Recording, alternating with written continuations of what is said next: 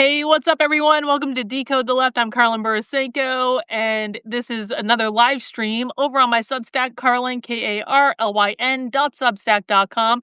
Please remember to download the Substack app if you'd like to get notifications when I go live on Substack. I've been doing them pretty frequently throughout the week, although not at consistent times, so you can't plan, you got to get the app. The app will notify you, all that stuff.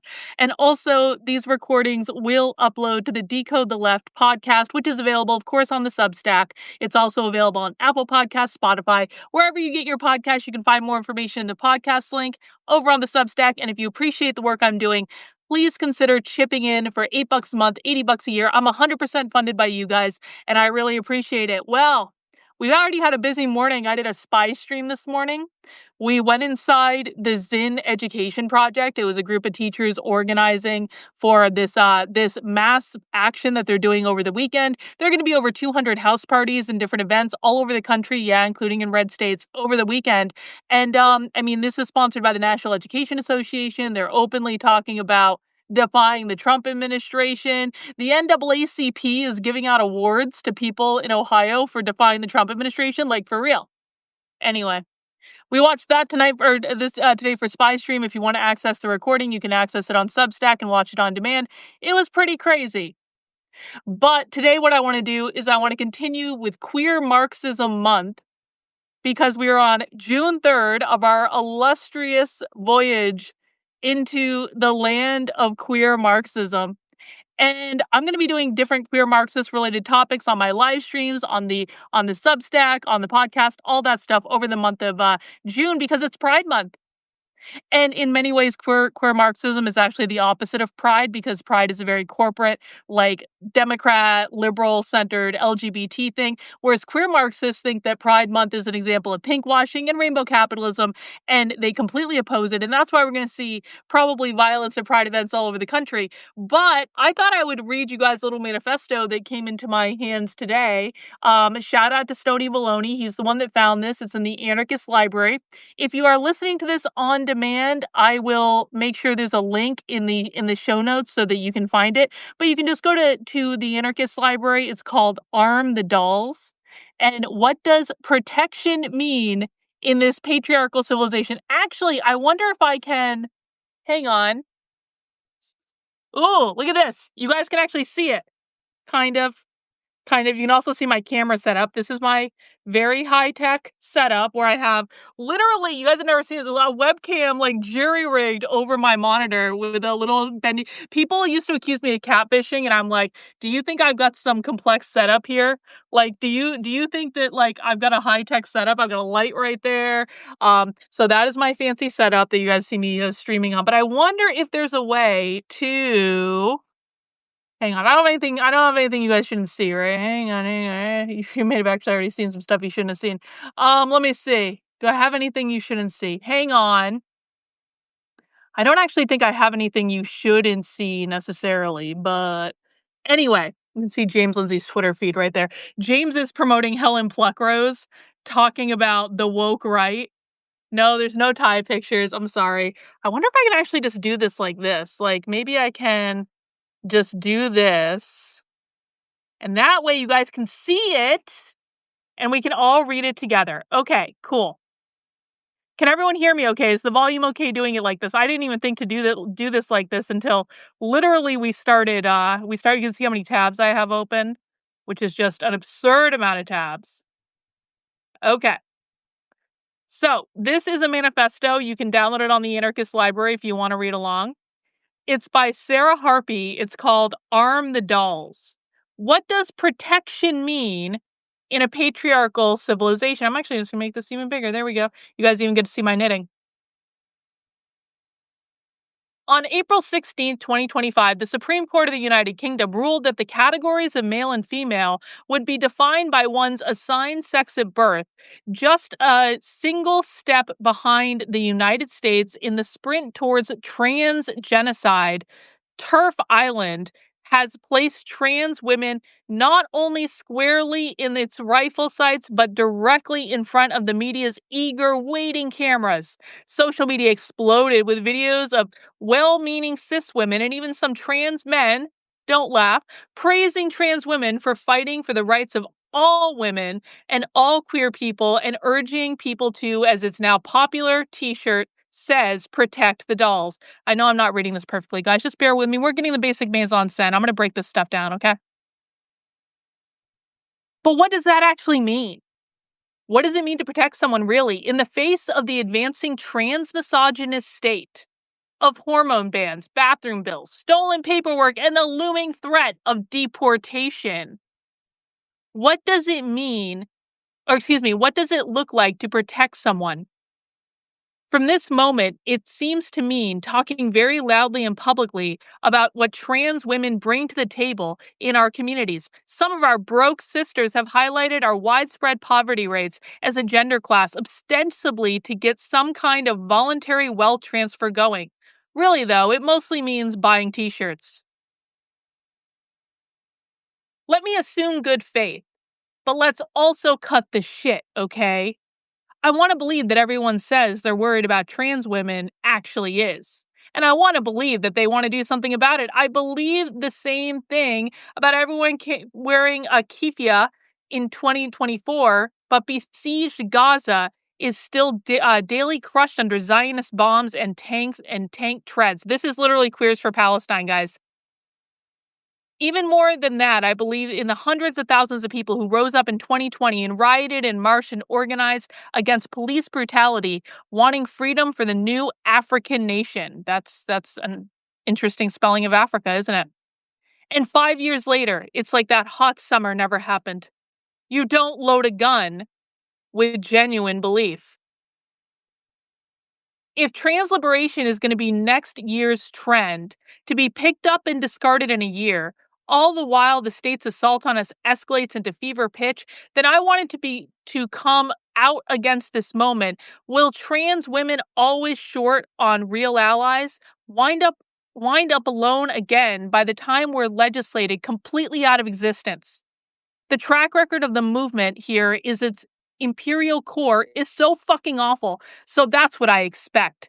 But we have a chance to intervene here and now before this goes sideways. So let me be blunt for a moment, as though they haven't already been blunt in the telling of this manifesto, right?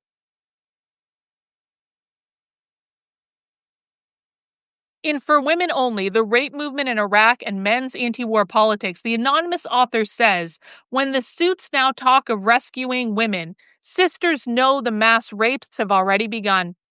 Trans women should know by now that when people who aren't us start talking about protecting us, that's marking their territory. This outcry isn't about our freedom in any real way. This is about the leftovers of the women and queer movements losing access to our reproductive labor and the work we do for the community and the movement.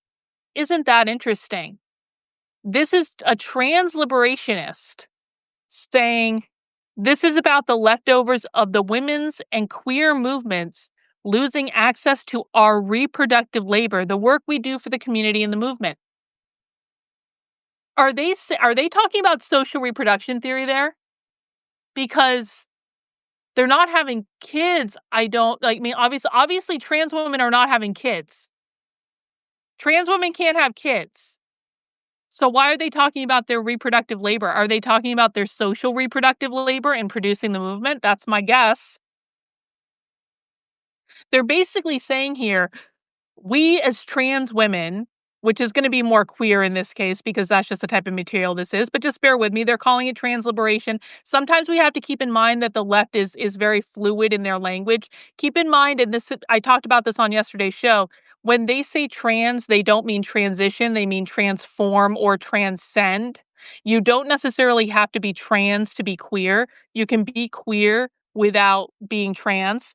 Um, yeah, so trans is in Mizakan, that's actually right. So Mizakan says in the chat, they're saying trans is in a non-binary woman. So it's still, Mizakan, let me know if I've got this right. So it's still a person with a woman's body that can still have children, but they say they're trans, but they're not, they're actually non-binary. Wow. See, these are the types of mental questions and games we have to play with ourselves. Just glance over the videos now coming out now defending us. None of them are about our own worth as women. Rather, they're about what we do for everyone else, which I guess is how women's worth is measured anyway. That's the patriarchy.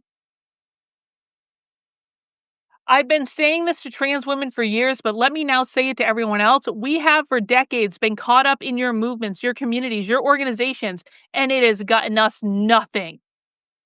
They're saying that trans women, which they mean non binary and queer in this case, basically, they're saying, you made us do all the work for you and you didn't give us anything in return. Our foremothers, Sylvia Rivera and Marsha P. Johnson, understood this. Rivera's disdain for the Human Rights Campaign was well known. As a reminder, guys, trans Marxists, or queer Marxists rather, they hate the Human Rights Campaign. The Human Rights Campaign is a liberal organization. It's on the left, but it's not a far left radical organization. A lot of conservatives think it is, but it's not. It's more of a Democrat, liberal kind of establishment organization. And real queer Marxists absolutely hate the Human Rights Campaign, and they have for a very, very, very long time. In 23 years since she died, things have only gotten worse, genocidal even. It's fashionable to quote Marcia and Sylvia to say that it was trans women of color who fought for all your rights and privileges, but only after both of them and numerous other trans women of color had their lives cut short by violence, illness, conscious neglect, and none of that means a thing. So, to everyone scrambling to show the dolls that they care, I have this to say. We got here because of you. This is literally like the queer Marxists turning on everyone else saying, fuck you guys. You put us in this oppressed position. You are too close to capitalism. You are literally the oppressors. We're going to do this ourselves from now on. It's so funny. It's like a little splinter infighting thing. By the way, I didn't mention this when I started reading this. This was written like a month ago. This is very, very, very new. Okay, so this isn't, sometimes we go back a lot of years. We've been reading a lot of stuff from like the mid 2000s lately, but this is like actually brand new. So this is I guess the current thought, at least of the person who wrote this. It was your politics, your lines, your gender class interests that led us to this place. If you want to switch shit up now and try to help us get out of this mess, then the best thing you can do is take real aim at patriarchal civilization. What does that mean? In the chat, let me know what you think patriarchal civilization means. Both in the ways you are oppressed by it and the ways you carry it in your lives and movements. In the meantime, Sanyika Sakur said to the Euro-American radicals, slide extra weapons our way. We don't need Instagram videos. We don't need t-shirts. We need patriarchal civilization to be weakened by war on many fronts. Yeah, Suzanne says, oh, that means capitalism. That means the way of life built on capitalism. It means cultural capitalism. Anytime you hear patriarchy, patriarchy is code for capitalism because they literally believe that capitalism created the patriarchy, and you can only undo the patriarchy, which is the gender hierarchy where men are on top and women are on the bottom. They believe you can only undo that by abolishing capitalism. So when they're saying patriarchal civilization, they're saying the civilization that we all live in the United States today, the one that was literally built on capitalism. Remember, the left doesn't believe that capitalism is just an economic model. The left also believes that capitalism is a cultural model. Okay? And so they're talking about the cultural model, the model that created the United States Constitution, the model that created the government. That's what they're talking about here. They're saying we don't we and here's the thing too. You guys think these people aren't armed? You guys think these people aren't armed? They're literally calling for people to give them guns. We don't need your Instagram videos. We don't need your t-shirts. We need patriarchal civilization to be weakened by war on many fronts after they said pass any extra weapons our way. To my trans sisters, let me say this. No one is going to dig us out of this pit except for us. We need our own politics, our own armed units. Hello. Our own territory and neighborhoods to manage our own hormone production. Well, God forbid they skip a testosterone injection, I suppose. These are the types of people, guys, that like self-administer testosterone. Some of them use testosterone as a party drug. So Like, for real, like, and not an insignificant number of them. Let's see. We need our own politics, our own armed units, our own territory and neighborhoods to manage our own hormone production. So long as we are dependent on patriarchal imperialism, that also means capitalism, we are never going to free ourselves. Um, Malcolm says, "Who's making the guns?" Malcolm seems to be implying that trans people don't know how to get guns. Malcolm, trans people have been buying guns for a long time. There are whole trans gun clubs and stuff like that. So, who's making the guns is really an immaterial question. In the United States of America, guns are pretty readily available. I mean, do you think that trans people can't go into a gun store? Do you think that they can't go buy guns on their own? Do you think that's something that's only do you think only conservative, straight people are allowed to go into a gun store? I don't think that's an argument that's gonna fly. Let's see.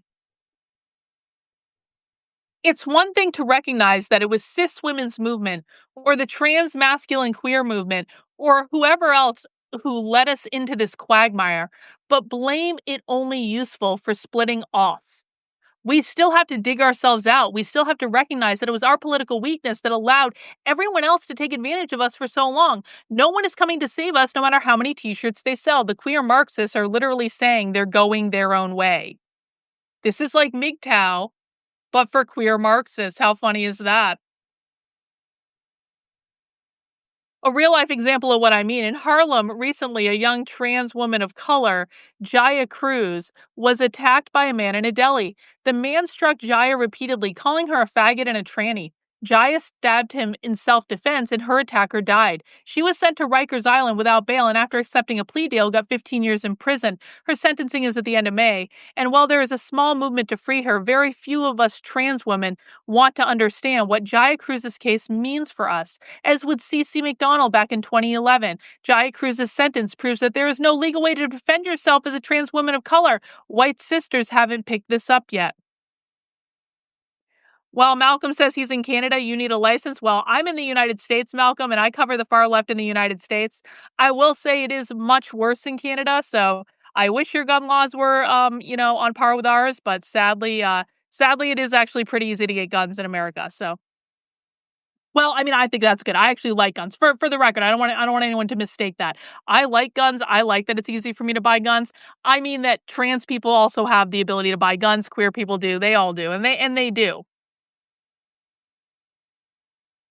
See, plenty of settler trans women are already armed. It's popular and cute in our subcultures for white trans women to take thirst traps with their guns. I'm just going to say this again. See, plenty of settler trans women are already armed. And by settler, they mean capitalist too. Isn't that funny? Settler trans women? I haven't seen that term before. See, plenty of settler trans women are already armed. It's popular and cute in our subcultures for white trans women to take thirst traps with their guns. That means almost nothing. Isolated gun fetishes will mean nothing when it comes to actually fighting a war against the state. That means capitalism. They believe the capitalist state is the United States.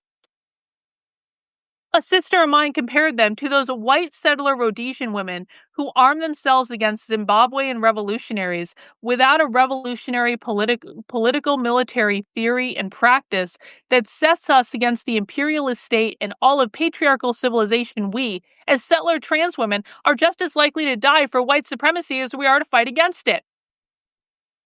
All that means capitalism. Was that blunt enough to shake things up a little bit? I learned the hard way, as we all do eventually, that niceties and safe feelings get us nowhere in real terms. The feminist and anti-feminist left has long relied on telling lies and claiming easy victories to avoid the hard, messy work of sharpening our practice and evaluating our failures. I know I must sound like a broken record at this point, but this moment will be squandered without intervention of sisters who patriarchal society would like to ignore, denounce as insane and fringe. We are now, in a real way, gender outlaws. Not just because we violate unwritten patriarchal laws, but because our very existence is more and more illegal. In this age of social media, we have plenty of people sounding the alarm and all on all kinds of policies.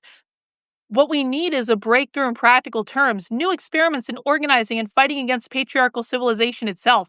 We are consciously and unconsciously struck repeating same forms of rebellion.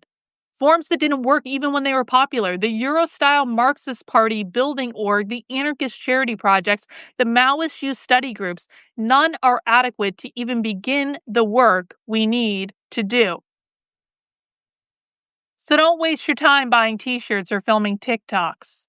The undertaking that's sitting in front of all of us is too massive for any of us to shirk our duties, and anyone who doesn't pitch in is getting left behind. The fracturing that's happening now between dominant male fascism and gender outlaws isn't going to leave anyone untouched. Lines are being drawn, and you might look down to find you don't like what side you wind up on. It's harder to make that choice. Arm the dolls. So this is a call to give trans people, by which they mean queer people, guns, and saying that queer people have to rely on themselves to protect themselves. And in order to do that, they have to get guns. And isn't that nice? Isn't that nice? And you can see this is again, it's in the Anarchist Library. It's called Arm the Dolls. You can find it there. It was published on April 24th, 2025. So very, very new. That's all. What'd you guys think of that? Like, listen, I don't know how many people have read this document. I don't know exactly how influential this document is. What I do know is that queer Marxists, an awful lot of things that inspire them are on the Anarchist Library. But there is also a metric ton of stuff on the Anarchist Library. So one of the things we want to be doing when we're evaluating the queer Marxist left is not just looking at one document, although I think this one is really interesting and I'm glad we took the time to read it. We don't want to just be looking at one document. What we want to be doing is looking at a variety of documents and then looking for themes within those documents. Are the same themes showing up over and over and over and over and over again? Are the themes escalating? Are they getting worse? Are some documents inspired by other documents? They often write about each other in these documents. And so that's what we want to be doing. I recommend everyone, if you're interested in these topics, spend some time on the Anarchist Library. There's a ton of stuff in there. The most insane things you'll ever see in your life. Now, not everything on the Anarchist Library is far leftist, but a lot of it is, okay? And there's a lot of this stuff. And this is the stuff that blows people's hair back. This is the stuff they read in their subcultures. This is the new philosophy. You know, so many people analyze the left, and they do so just based on the what I call the dead philosophers, the philosophers from 50, 100, 250 years ago. The people that are long gone. They wrote some stuff back in the day. Marx and Engels wrote a pamphlet back in the day. Marx wrote a bunch of books. Engels wrote a bunch of books. The Frankfurt School wrote a bunch of stuff. They wrote a lot of papers. They taught a lot of classes. They're all dead now, okay? Now, that's not to say their work is not influential. That is not to say that people on the left don't read and, feel inspired by their work. What I am telling you is the real inspiring stuff on the left today, the stuff that they really get excited about, the stuff that they dig into, it's in the Anarchist Library.